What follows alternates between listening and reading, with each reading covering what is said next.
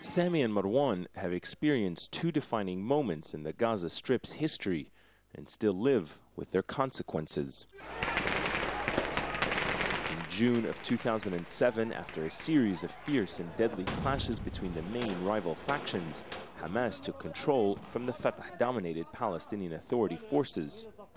At the same time, Israel tightened its blockade of the territory, restricting the movement of people and goods, creating a state of siege.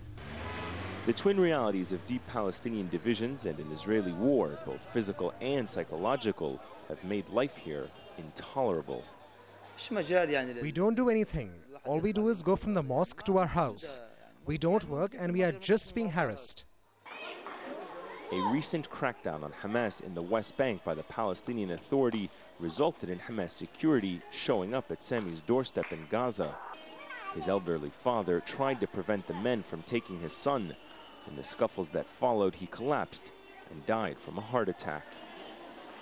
It's a vicious cycle of revenge attacks and detentions that has marked and marred the last 2 years of Palestinian rivalry. For Sami and hundreds of others, say human rights organizations, political and civil rights in Gaza have all but disappeared under Hamas's rule.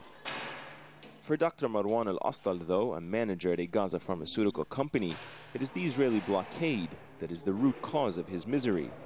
His factory that once employed dozens of workers has been forced to shut down, its essential medical supplies denied to a people living through a humanitarian crisis.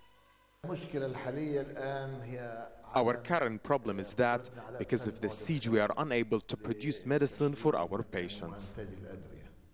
In order to circumvent Israel's chokehold, the Palestinians went underground into the tunnels along the border with Egypt. Here, they could smuggle what they needed from medicine to food. The dangerous but lucrative activity has flourished since then, becoming a multi-million-dollar industry, employing thousands. But there has been little or no progress in Gaza during the last 2 years. Though Hamas boasts that in spite of Israel's war on Gaza, and despite an international refusal to accept the legitimacy of its democratic election victory in 2006, it has governed to the best of its ability, restoring law and order where crime and corruption were once rampant.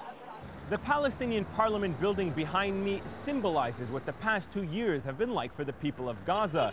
The beacon of Palestinian democracy destroyed by Israel during its war is one that people have been unable to rebuild because of the siege. And hanging on that very same destroyed structure is a poster by Palestinian civil society calling on the political factions to put aside their rivalries and unite for the sake of the people. Ayman, Mohyeldin, Al Jazeera, Gaza.